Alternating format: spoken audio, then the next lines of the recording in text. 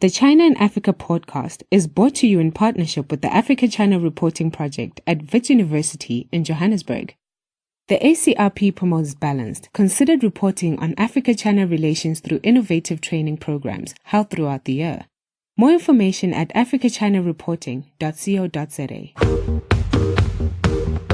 Hello and welcome to another edition of the China in Africa podcast. I'm Eric Olander, and as always, I'm joined by Cobus van Staden, the senior China-Africa researcher at the South African Institute of International Affairs in Johannesburg, South Africa. A very good morning to you, Cobus. Good morning. Cobus, it has been quite a week in U.S.-Africa relations with China kind of squeezed there in the middle. I mean, you know, I put together our newsletter every day for our subscribers, and it has just been one drama after another. And if you haven't been following it, I highly recommend then you subscribe to our newsletter because minute by minute, let me just kind of walk everybody back over the past few days. Going back to last Thursday, the United States announced that it's stripping Cameroon of its free trade access into the U.S. market through the African Growth and Opportunity Act known as AGOA. President Trump notified Congress that he will terminate Cameroon's preferential trade access due to persistent, gross violations of internationally recognized human rights. Interesting, that is not a message that we've heard from the Trump administration almost anywhere else in the world. So we're going to get into that a little bit more. Then on Friday, we were treated to a tweet storm from U.S. Ambassador Kyle McCarter, who angrily responded in Kenya to an article in the Kenya Star newspaper about a report that the Nairobi to Mombasa expressway the Kenyan government was going to switch from a U.S. consortium led by Bechtel to the Chinese. And boy, did he let it have it. A big picture with the newspaper going fake news in classic Trump style.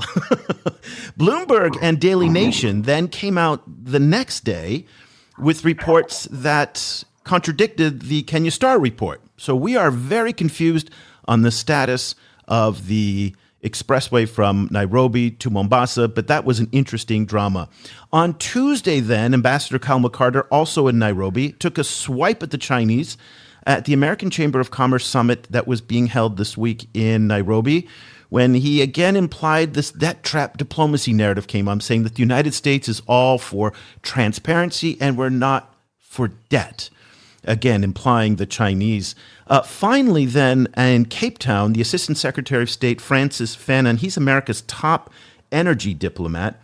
Boy, he came out swinging against both China and Russia at the Africa Oil Week conference that's going on in Cape Town. Let me read you, Cobus, a couple of his quotes, and then I'm going to get your reaction to all of this. So Assistant Secretary Fanon said, all countries face a choice on their investment path. Transparency and best practices, or do they fall under the spell of opaque forces? Ooh, opaque forces. Mm-hmm. I guess he's meaning Russia and China there. Also, he said, be careful. Fast and loose money often comes with high interest rates, unclear terms, and a lack of respect for the domestic population and the environment. Today's quick deal, he said, over time, listen to it, Cobus, here it is, turns into a debt trap that slowly erodes a proud nation's sovereignty. So, Cobus, there we are. It had been a quiet past few months from the U.S. in Africa. We have not heard much on the debt trap. In fact, going all the way back to June, when they announced the Prosper Africa policy in Maputo, Mozambique, they didn't even mention China.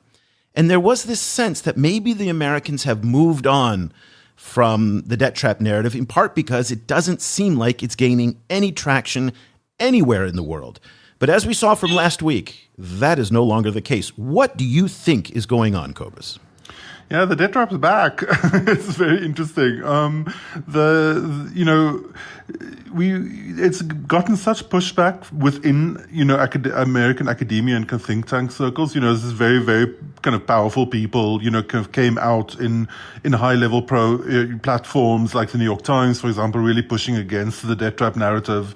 And then, as you said, it also doesn't seem to be getting any real traction in the developing world, but still, kind of here it is.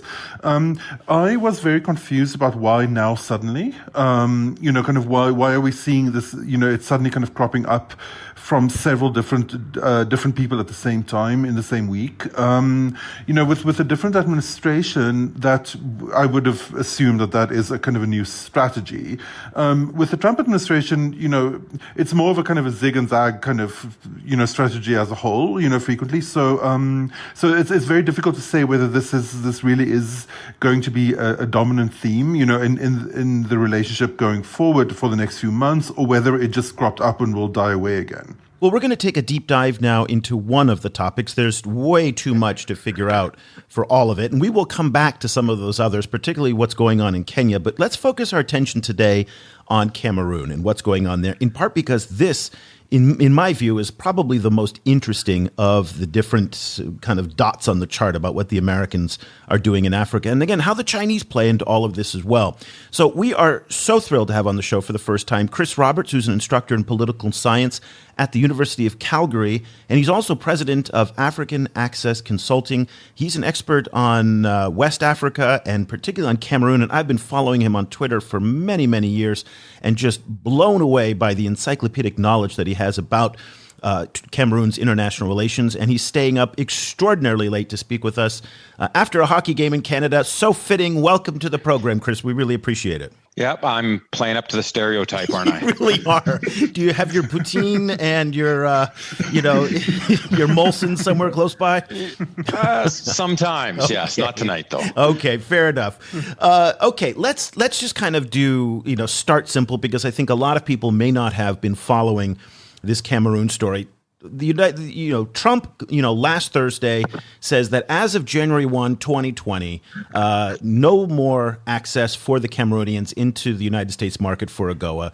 Give us a little bit of the background as to why you think the U.S. took this action and what precipitated it.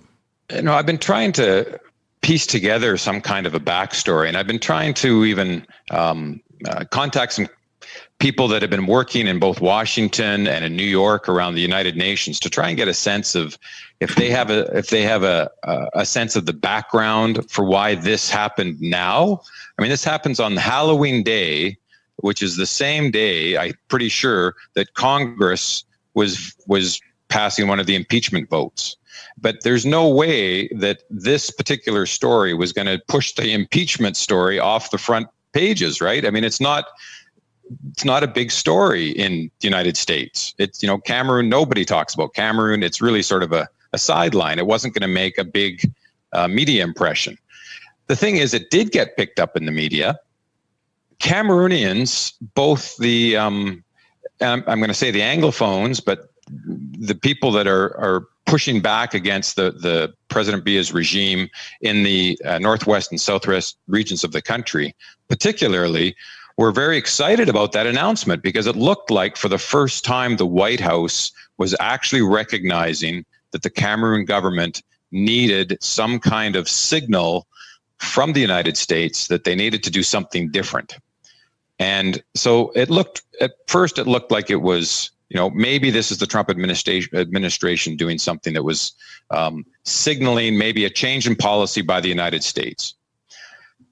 If you dig a little deeper, though, and as you mentioned, there's many African countries that benefit from the AGOA, from AGOA eligibility, which creates a bunch of duty-free access to the U.S. market for a whole range of products, right? It can be agricultural products, it can be extractives, including oil, but particularly it can be textiles. But if you actually drill into what Cameroon exports to the United States, Cameroon is one of those countries which is AGOA eligible, but barely benefits from the AGOA duty-free access. So this was on one hand, it was an important signal that the White House was paying attention to Cameroon, but in terms of the economic effects, they were minimal. They're going to be minimal in Cameroon. It's going to have no effect on the government, and it's going to be minimal in terms of any impact on American importers. So it's symbolic. it's useful as a symbol, but is there going to be follow-on? And that's what everybody's looking for now. Is this just a one-off, low risk, low pain policy, or is this the first signal that if the Biya regime doesn't change their policies related to both political opposition and what we call the Anglophone crisis, is there going to be follow-on policy? And that is unclear at this point. Kind of taking it back slightly, Paul Biya is one of the longest-serving presidents in Africa. He's been in power since 1982. He's famously, corrupt. I recently saw a report by Deutsche Welle which said that he had recently racked up $179 million hotel bill in Switzerland. One doesn't, I think, as an African leader, stay in power that long without significant backing from Western powers. So, can you unpack a little bit, like, kind of who propped him up through the years, and then kind of how things have changed since China became a more active in Africa? Yeah, absolutely. I mean, of course, here's Cameroon that's been independent since 1960, and they've had two presidents during that period. The two presidents didn't get to stay in power for long stretches of time because they put Cameroon on the same kind of development trajectory as, let's say, a Botswana, right? Cameroon is still considered a low-income country. Its GDP per capita barely pushes above $1,500 US. And yet the country is rich, of course, in natural resources, extractives, timber, cocoa, coffee, palm oil, really important ports for the region. It is a central node it is the dominant economy in the Central African region. It has all of the natural and the human capital to be a dominant economy driving development or prosperity or however you want to call it, and it's never reached there. So how does somebody stay in that long? Of course, during the end of the Cold War, that Cold War period, France, of course, strong influences on Cameroon.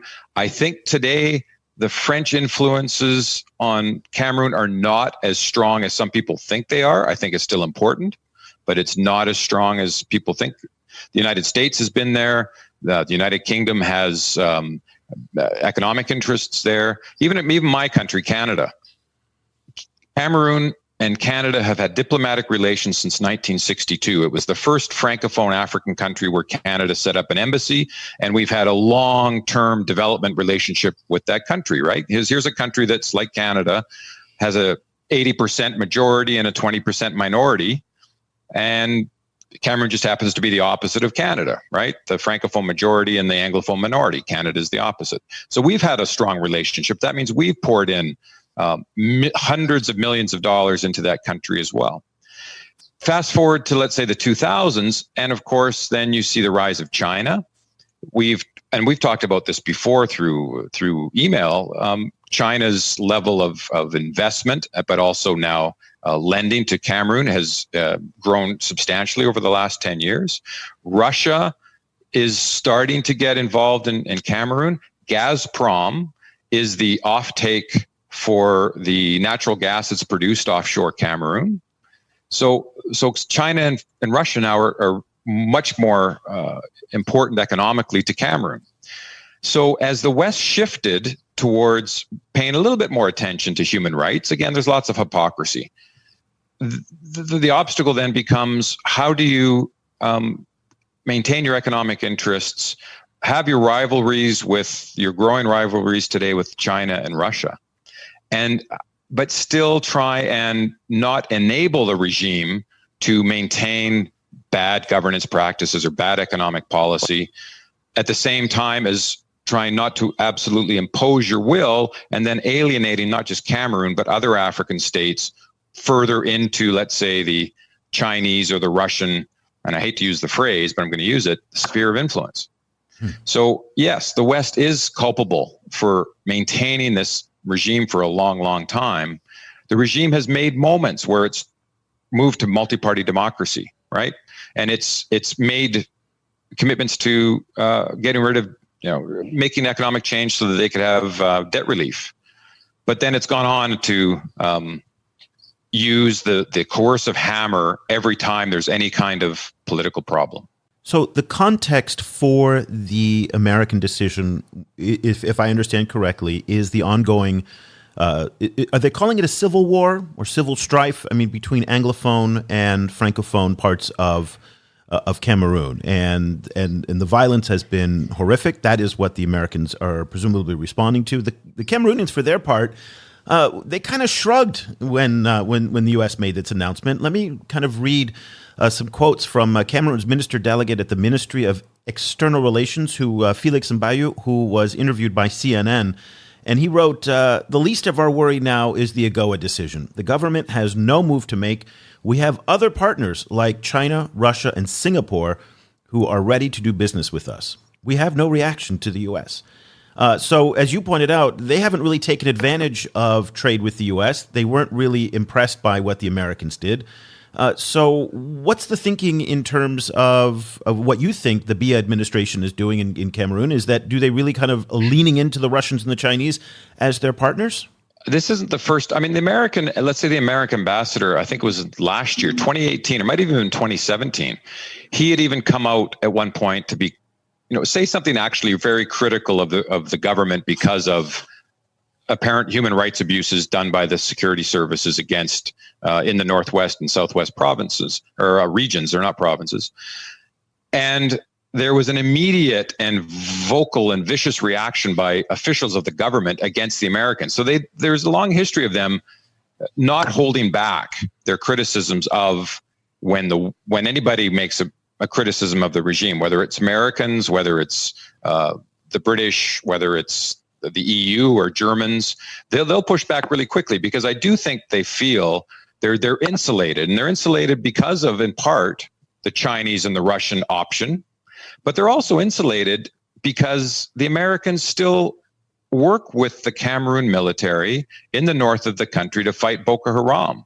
They're insulated because the British and other Europeans have ownership stakes in the major oil and gas producers in Cameroon. And of course, ExxonMobil depends on the Chad-Cameroon pipeline to get its oil out of Chad. So you can push back because there is all of this almost impossible to remove, or this economic lever, all these economic levers that the Cameroon government has to keep the Americans, the British, the French actually engaged in Cameroon because of these economic interests. So it's not just the Chinese and Russians are out there, it's that you can't move the Chad-Cameroon pipeline. So, how much are the Americans going to push against the government? And that's the big question. We'll see if there's any follow-on from this AGOA decision, which the minister is absolutely right. It has no significant impact on the Cameroon economy. We recently had another podcast conversation about the rising influence of China in Senegal. Our guest there was making the point that even though the French influence has traditionally been seen as really, very monolithic in West Africa, it's actually not as wide-reaching now as it used to be, and that in the process, China has actually eroded quite a lot of French support.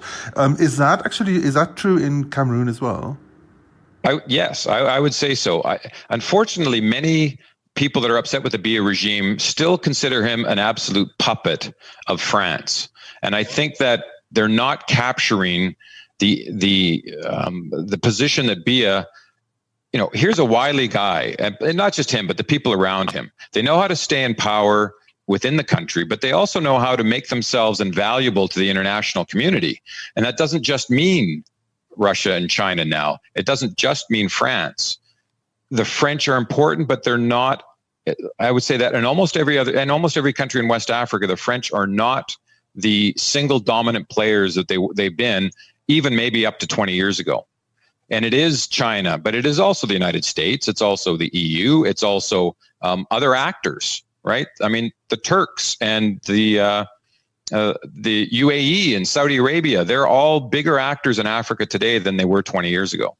So this continual focus that France has all of these levers, I think is only half true. They have some levers, but they are not the dominant actors. So the actual policy, whether you're a domestic actor or an international actor, you have to include the French influence, but you can't solely focus on that, or else you're missing the bigger picture.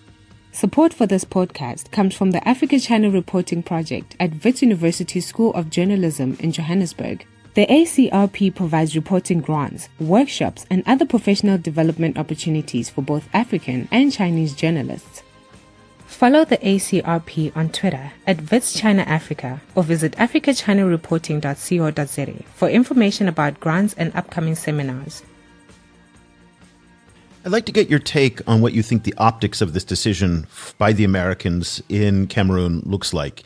It came, and what was interesting was, again, it's puzzling about the timing. And you didn't mention the Russia-Africa summit because it came, I think, a week or 10 days after the conclusion of the Russia-Africa summit. And so, and in the Russia-Africa summit, President Putin made it very clear that we will not meddle in your affairs the way that the Americans do. We will not tie conditions to our investments, to human rights. He echoed the Chinese in so many different ways.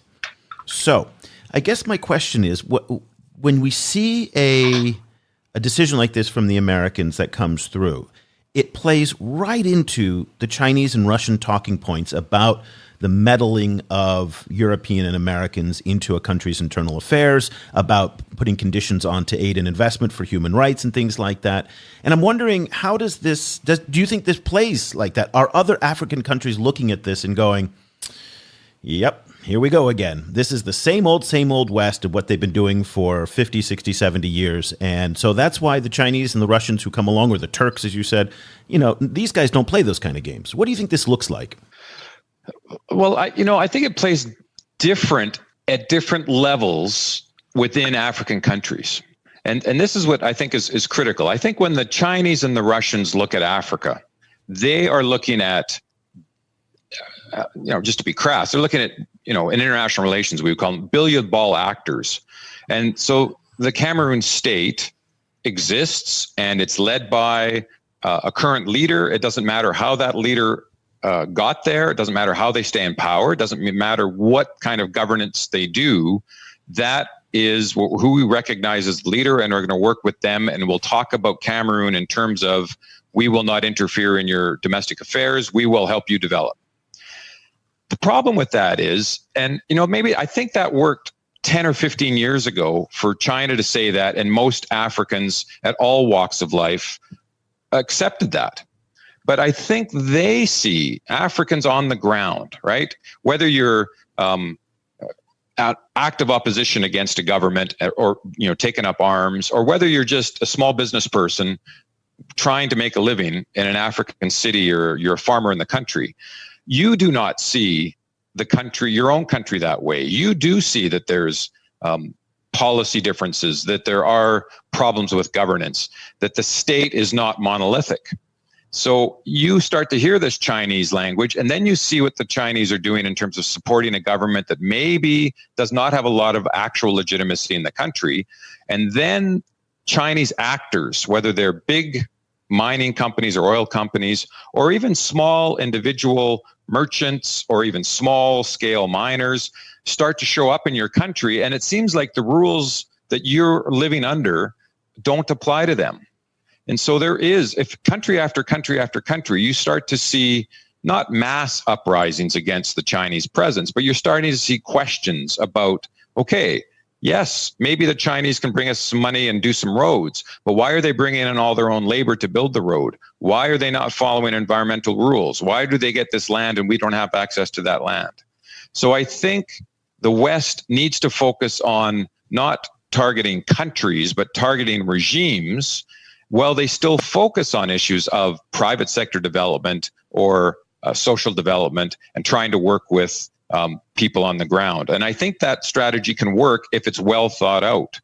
I can't assume that that's well thought out in the Trump administration, unfortunately, but it would be nice if you could think that they had thought that far ahead. As you mentioned, there's so many new actors in Africa, and they've all been ramping up their activities so much.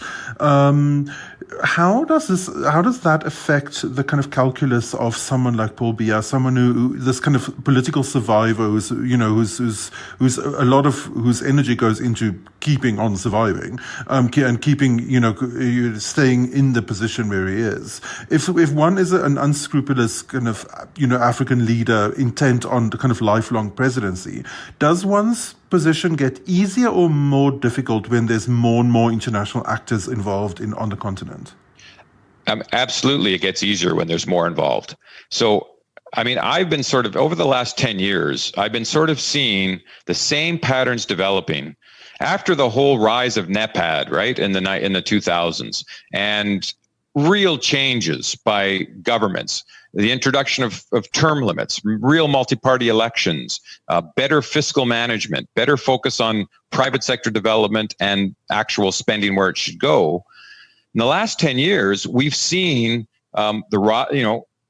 authoritarian trends rising, governance declining, and that has a lot to do with governments that have multiple potential international partners for money, for weapons, for diplomatic support. That is pretty much what happened in the 1950s, 60s, and 70s in Africa, where governments could play the Cold War card and work both sides, or at one point all three sides, including China, to actually insulate themselves from being too dependent on one side and having to follow a certain, economic policy or diplomatic policy. So that is problematic. It's not problematic for the countries that have institutionalized democratic trajectories. It is highly problematic for those countries which haven't. And so you'll see that countries that had weakly institutionalized constraints on executive power, they're more susceptible to this multiple access to money. And we're seeing that in Cameroon. We're seeing that in many other countries across the continent. And that is precisely the problem. Money that's available without any kind of conditionality. I'm just trying to figure out, from everything that you've said, what's the point of what the Americans did? Because on the one hand, it's not strong enough if they wanted to really try and push Biya from power to really hurt Biya. On the other hand, it's symbolic in the sense that of all the countries in the world that the Trump administration, who's never made human rights a priority, they picked their 128th largest trading partner. They do about $430 million of trade, which for a country like the United States is pocket change. This is a country that, of course, embraces North Korean, Egyptian, Saudi Arabian, Chinese, and even Russian to some extent. All those dictators wholeheartedly embraces. So it doesn't seem like the United States holds a lot of credibility on human rights anymore, which it used to. So I want to close our discussion now just kind of trying to figure out what's the point of what they're doing. Because it's not part of a bigger, broader policy in Africa where they're singling out a lot of the other authoritarians who you've pointed out are on the rise. Democracies in retreat in many parts of Africa. So they picked on this one country, this one government, and I can't figure out why. What do we walk away from our conversation left to think? I've been pondering that exact question for the last 4 or 5 days since we had that announcement. It really seemed to come out of nowhere. The only thing I can think of is that there are, within the administration, within the State Department, there is, I think there is actual concern that here is a crisis that is getting worse and worse by the week. And it's been getting worse and worse since late 2016, but particularly since the middle of 2017. And it's getting worse incrementally, but it's over time, it's just building into such a crisis, and it's so preventable. This is something that is, you can't change Saudi Arabia overnight tomorrow. There's not necessarily a major humanitarian crisis. Yes, the Khashoggi issue, that's important. The Saudis in Yemen. That stuff seems completely unmanageable. But if you could make small policy steps to prevent Cameroon from getting worse, and you could have done that maybe 2 years ago or a year ago, and you find a window as a senior official to say, look, let's get the president to stand up on this because we are lining up maybe some international partners. We maybe have some more things that we can do. We'll signal to BIA that we're serious. The next step might be personal sanctions on members of the regime. The GLOMAG or any other kind of designated persons, that kind of sanctions, travel and economic. Then maybe we start to rescind our approval of lending from the IMF and the World Bank. U.S. can't stop it, but they can start to say no and send a signal that way. Maybe other stakeholders start to say no. Maybe they add conditions on to some, more conditions to the loans, and there's not just a rubber stamp, you get more money. So I think there are people that are aware of the situation within the administration and the State Department that have found an opening that the president could agree to. He loves stopping trade benefits, but is there follow-on? And that's where we will have to wait, I think, days or weeks to see if there's an actual follow-on strategy. I'm hoping that somebody in the State Department has found a way to make something happen, but I'm not convinced of it. And even if there's a plan today in this administration, that might not be the plan in a week. Chris Roberts is an instructor of political science at the University of Calgary, and he wrote a Q&A for us on our website at ChinaAfricaProject.com. I titled it, Does China Benefit from the U.S. Stripping Cameroon of its AGOA privileges? Yes, no, maybe, a little bit of all the above, but it's a fascinating deep dive into a lot of what he's been talking about on the complexity of this situation. We still can't figure out why the United States did it, but maybe that will reveal itself in the weeks to come. Chris, thank you so much for staying up so late for us. We really appreciate it. You are prolific on Twitter, and it's an excellent feed that I recommend everybody to follow. What's your Twitter handle that people can find you? At CWJ Roberts. And you don't just only tweet and comment and write about Cameroon. You're also interested in broader African issues, correct? Absolutely. I actually use Twitter for my African comparative politics class. I ask my students to sometimes post. I use hashtags to cover interesting issues. So I'm an African comparativist, but I will tweet pretty regularly about Cameroon, but also about any sort of other major political or economic or election issue or security issue happening in Africa. Oh, fantastic. Well, thank you so much for joining us. We really appreciate it. Have finally you can go to bed and have a wonderful evening. That's great. Thank you very much. You too. Cobus, listening to Chris, I'm just confused right now. I'm just really, really confused about the direction of American foreign policy in Africa, but specifically in Cameroon. I mean, tie together all of the different things that we've been talking about over the past few weeks in terms of what's going on in Kenya, what's going on in Cameroon, what are the Americans doing on this space, and we don't hear a coherent policy. This by itself, as Chris pointed out, would be excellent if it was part of some kind of broader strategic framework. It doesn't seem to be that way. I, for one, argue that this plays right into the hands of the Russians and the Chinese. I think that this is, because it's not part of a larger policy framework from the Americans, that they're not kind of doing this consistently around the world in other countries as well. It looks like they're just picking on Cameroon. And that provides the Chinese the opportunity to say, you see, we don't do that. You see what's happening in Cameroon? We don't get involved in that kind of stuff. And if you are, Edgar Lungu in Zambia, or you are or Sisi in Egypt, pick an African leader that is rolling back democratic rights. And when they hear the Chinese say that, they think, you know what? That is music to my ears. So I think, again, it's encouraging in one sense because we do like to see government stand up for human rights. I think naturally that's a good thing. But at the end of the day, if it's not part of something bigger, it can actually be counterproductive. Yes, and I mean also the fact that this took the form of a trade crackdown, that has its own set of problems. Not only that the AGOA, the Cameroon's AGOA trade is essentially negligible, So it was never going to be that kind of big a stick to hit him with anyway. But then also, there's like some, compare cracking down on trade, on an entire country's trade, to say, for example, cracking down on the travel and banking privileges of senior officials in, kind of in the BR government, for example. Those are two different options or two different approaches. And it seems like the cracking down on trade, to my mind, would be the last one or the second one, because it affects a lot of people who don't have direct power in the country.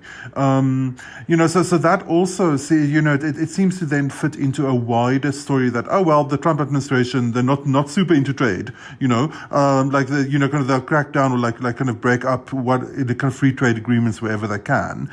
Which is a weird place for the U.S. to be, considering how hard previous U.S. administrations had pushed free trade. Now, two other points to consider for this discussion, and I didn't get a chance to mention this to Chris because I would have liked to get his input on this. Number one is the fact that around the same time in February of this year, the United States also cut some of its foreign assistance to Cameroon. And at the same time, the Chinese wrote off a portion of the Cameroonian debt. A very small portion, but nonetheless, symbolically, it was important. So it seems like Cameroon is really a front in the U.S.-China kind of optics battle in Africa, where you're using it to say we are not engaging in debt trap diplomacy, we're actually writing off debt, and at the same time, the Americans are standing up for some of their principles in a very low-cost way. Certainly, the Americans are not going to do this in places like Djibouti or Ethiopia that are strategically much, much more important, or Kenya, where Obama tried to raise issues related to LGBT issues and was pushed back strongly by the Kenyatta administration. We haven't seen that. And again, coming from this administration where the president himself has said that human rights are not his priority, trade and business are his priority. So it's just surprising, especially because, as Chris pointed out, there's a lot of important business that happens on the Chad-Cameroonian pipeline, and also in security matters, which is also a priority for the Americans on that border with Nigeria. So a very perplexing decision. What are your final thoughts, Cobus? I mean, just my hobby horse, and also I've got a very futurist view. All of this makes me wonder how future climate change mitigation, particularly future kind of moves to try and lessen the use of oil, how that is going to affect West African politics and the future of West African governments. Like once there is a real kind of a move against oil, particularly as as non-oil and sustainable technologies keep getting cheaper, keep kind of becoming easier to use. It's going to be fascinating to see how these kind of strategic calculus around, kind of bad governments in West Africa, how that changes. If these topics are of interest to you, these are the kinds of things that Cobus and I are writing about every single day for our subscribers and also in our newsletter. We've been writing about Cameroon, we've been writing about Kenya and the U.S., and also the latest comments from Francis Fanon, U.S. Assistant Secretary of State for Energy, on warning about fast and loose money. All of these topics, these are the day-to-day kinds of things, the minutia. So if you are just a casual observer of China-Africa affairs, our subscription is probably not for you. But if you use this for a living, if you're following African events, if you're a China watcher around the world, you're going to want to subscribe to what we're putting out every day, because it really is the only place in the world to get this kind of content so deep, so rich, so varied. We put, 6 to 7 hours a day putting into this newsletter just to get it out and writing original content, interviewing people like Chris to get his point of view on it. Also, if you want to find out what some of the senior-most officials in Washington are reading, you're going to want to subscribe to our newsletter. So some of the people that we've talked about in this podcast are subscribers to this newsletter, and also the policy think tanks around Washington are also reading this very carefully as well. So we encourage you to kind of join the Insiders Club and find out more at ChinaAfricaProject.com/subscribe. Also, if you want to join, we'll throw in an extra month for free. Just use the promo code podcast. Okay. That'll do it for this edition of the China in Africa podcast. Cobus and I will be back again next week with another show.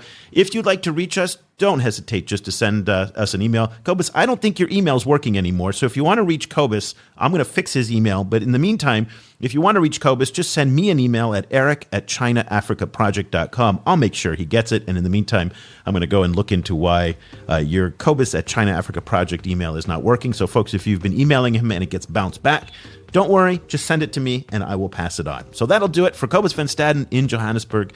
I'm Eric Olander. Thank you so much for listening. The discussion continues online. Head over to facebook.com/ChinaAfricaProject to share your thoughts on today's show. The guys are also on Twitter, where you can find Cobus @Stadinsky or Eric @eolander. And be sure to sign up for the weekly China and Africa email newsletter by going to www.chinaafricaproject.com.